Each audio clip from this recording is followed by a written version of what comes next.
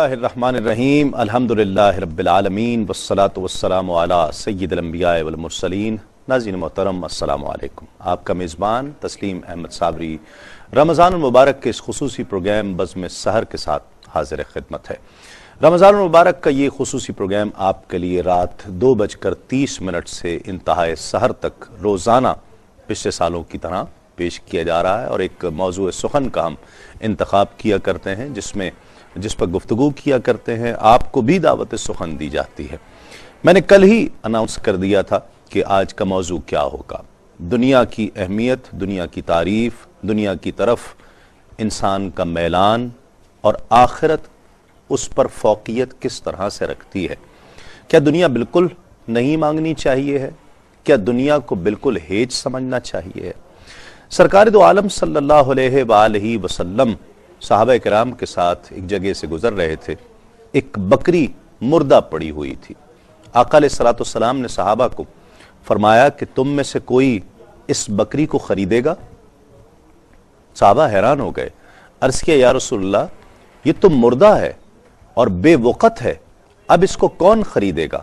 آقا علیہ السلام نے فرمایا کہ دنیا کی حقیقت ایسی ہی ہے، دنیا ایک انسان کے لیے ایسی ہی ہے، لیکن پھر بھی انسان دنیا کے پیچھے بھاگتا ہے۔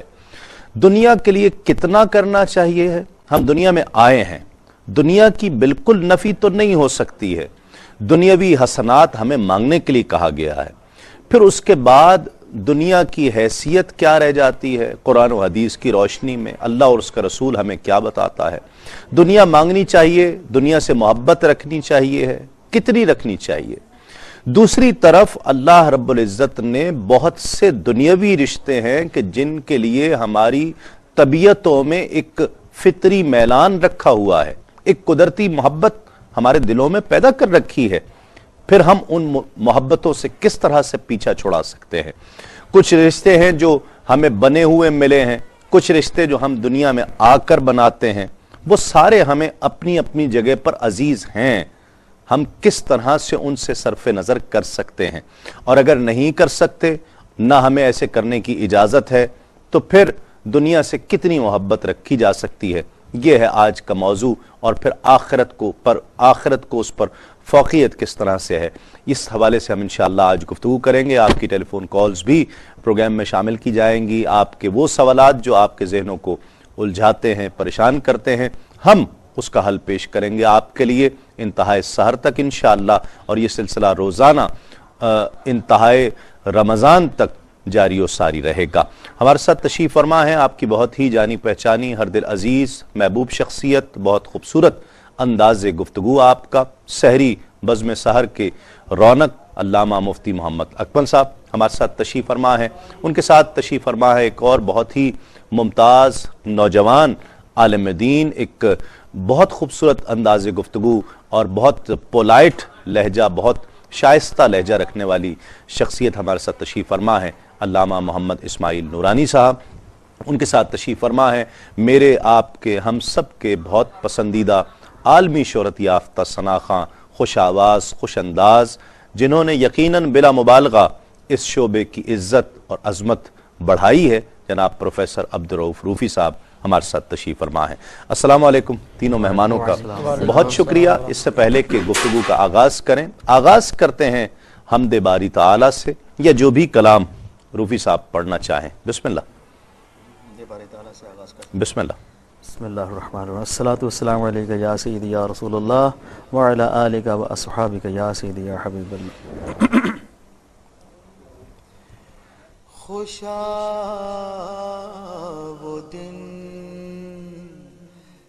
حرم پاک کی فضاؤں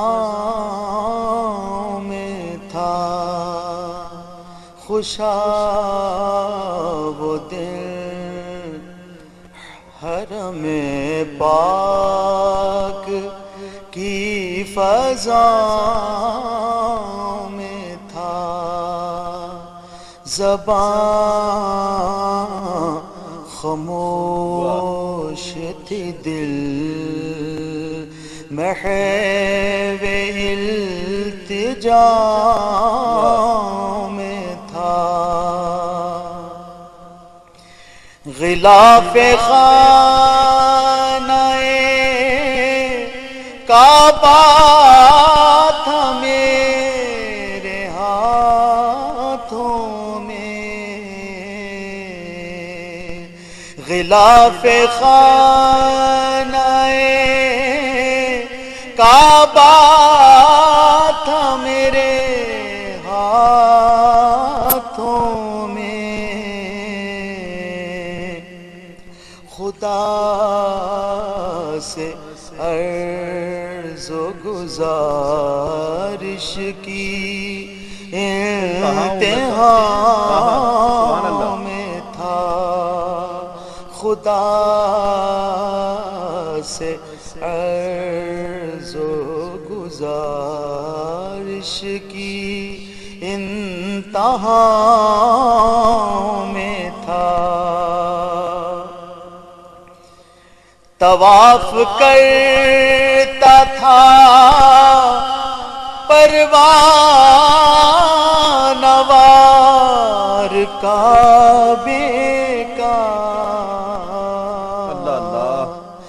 طواف کرتا تھا پروانہ وار کعبے کا،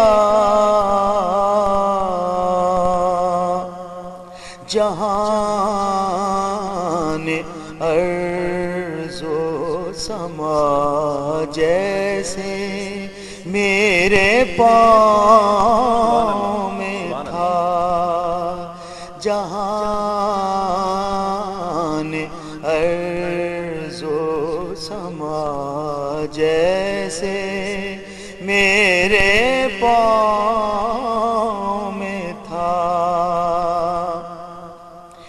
مجھے یقین ہے میں پھر بلایا جاؤں گا، مجھے یقین ہے میں پھر بلایا جاؤں گا،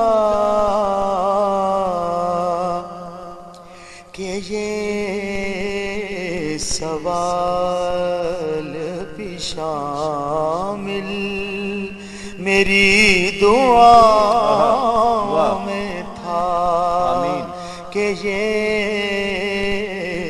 سوال بھی شامل میری دعا میں تھا، خوشا وہ دن حرم پاک کی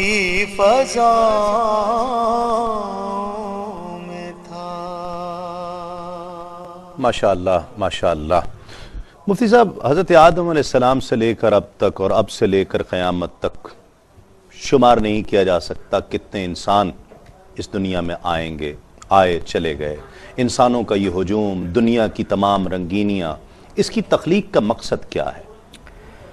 اعوذ باللہ من الشیطان الرجیم، بسم اللہ الرحمن الرحیم۔ دیکھیں، ایک ہے دنیا، ایک ہے وما فیہا، یعنی جو اس میں ہے۔ ٹھیک۔ دنیا کے دو مفہوم ہیں، ایک تو یہ جو ہم مادی اشیاء ہوتے ہیں، اور یہ مادی اشیاء جس محل میں موجود ہے، جس مقام پر ہم اس کو دنیا کہہ دیتے ہیں۔ جیسے کوئی بچہ پیدا ہوتا ہے، ہم کہتے ہیں جی دنیا میں تشریف لے آیا۔ ٹھیک ہے۔ ایک تو یہ کہ عام عرفی مفہوم آپ کہہ لیجئے، اور ایک شرعی اصطلاح ہوتی ہے کہ دنیا ہر اس چیز کو کہتے ہیں کہ جو ہمیں اللہ تبارک و تعالیٰ کی یاد سے غافل کر دے۔ ٹھیک ٹھیک۔ اب غفلت کا مفہوم کیا ہے کہ ہر وہ چیز جو ہمیں اللہ تبارک و تعالیٰ کی عبادات سے دور کر دے یا کسی گناہ میں مبتلا کرنے کا سبب بن جائے، ٹھیک، تو اس کو پھر دنیا کہیں گے۔ اچھا۔ حقیقتاً دنیا یہی ہے۔ ٹھیک۔ چنانچہ مثال کے طور پر مال ہے، اگر یہ اللہ کی یاد سے غفلت کا سبب بن جائے تو عین دنیا، اور اگر اللہ تبارک و تعالیٰ کے قرب کا سبب بن جائے تو دنیا نہیں کہلائے گا، یعنی شرعی اصطلاح کے اعتبار سے۔ لیکن عرفی مفہوم کے اعتبار سے ہم ان تمام چیزوں کو دنیا کہہ دیا کرتے ہیں۔ تو یہ دنیا اس مفہوم کے اعتبار سے کہ یہ غفلت کا سبب بنتی ہے، اس کی پیدائش کا مقصد اصل میں ہمارا امتحان ہے ٹھیک، جیسے اب آپ نے بھی تمہیدی کلمات میں فرمایا کہ اس میں اللہ نے ایک اٹریکشن رکھی ہے، بالکل ایک قلبی میلان رکھا ہے، اور انسان طبعی لحاظ سے اس کی طرف میلان محسوس کرتا ہے جو انسان کی قدرت و اختیار میں بھی نہیں ہوتا. ٹھیک، تو یہ ایک امتحان ہے، وہ فطری میلان ہے، فطری میلان محبت ہے ہے. جو اللہ تبارک و تعالی نے انسان کی طبیعت میں ودیعت فرما دیا ہے، امانتاً رکھ دیا ہے. ٹھیک، اور ایک ہے وما فیہا جو اس دنیا میں ہے، وہ دو طرح کا ہے، ایک بے جان ہے ایک جاندار ہے. جاندار میں انسان ہیں، جنات ہیں، فرشتے بھی ہیں، لیکن فرشتے جو ہے معصوم مخلوق ہے. انسان اور جنات کی پیدائش کا مقصد اللہ تبارک و تعالی نے خود بیان فرمایا کہ وما خلقت الجن والانس الا لیعبدون، کہ میں نے جنات اور انسانوں کو فقط اپنی عبادت کے لیے پیدا فرمایا ہے. ٹھیک، اور عبادت کا آسان مفہوم بس یہ سمجھ لیجئے کہ ہر اس کام کو کرنا جس کے کرنے کا اللہ تبارک و تعالی نے حکم ارشاد فرمایا، اور ہر اس کام سے بچنا جس کام سے بچنے کا حکم ارشاد فرما دیا گیا. ٹھیک، تو لہٰذا دنیا میں ہمیں اس مقصد کے لیے بھیجا گیا. دنیا سے مراد یہ جو ایک میں نے پہلی جی ہاں. عرفی تعریف کے اعتبار سے عرض کیا، یہاں بھیج دیا گیا. اور اب جو حقیقتاً شرعی اصطلاح کے اعتبار سے دنیا بنتی ہے، اس سے ہمیں اپنے آپ کو کنارہ وہ کشرت ایک کر صوفیانہ اصطلاح کہلائے گی یا شرعی اصطلاح کہلائے دیکھیں، گی؟ صوفیانہ اصطلاحات ہر اصطلاح شرعی اصطلاح سے ہٹ کر نہیں ہیں، ٹھیک، بلکہ صوفیاء عظام نے اپنی جو اصطلاحات قائم کی ہیں اصل میں ان کا ماخذ اور بنیاد شریعت ہی بنتی ہے. ٹھیک، یہ الگ بات ہے کہ اس میں بعض الفاظ نئے آ جاتے ہیں، کچھ مفہومات کا فرق ہمیں نظر آئے گا، لیکن تصوف شریعت سے ہٹ کر نہیں ہے. ٹھیک، جو یہ سمجھے کہ شاید طریقت اور شریعت دو متضاد چیزیں ہیں یا بالکل علیحدہ علیحدہ چیزیں ہیں، یہ غلط ہے. ٹھیک، تو لہٰذا انہوں نے جو مفہومات قائم کیے ہیں وہ شریعت کی تعلیمات سے ہی اخذ کر کے کیے ہیں. لہٰذا صوفیہ کی اصطلاح میں آپ کہہ لیں یا شرعی اصطلاح میں کہہ لیں، دنیا کا مفہوم وہی بات جو میں نے ایک ہی ہے. عرض کیا. مفتی صاحب مزید میں اس کو سمجھنا چاہوں گا. دنیا میں بہت ساری اٹریکشن ہے اور ہمیں کہا بھی گیا کہ دنیا کی سیر کرو، زمین کی سیر کرو، اور اللہ کی نشانیاں اس میں موجود ہیں.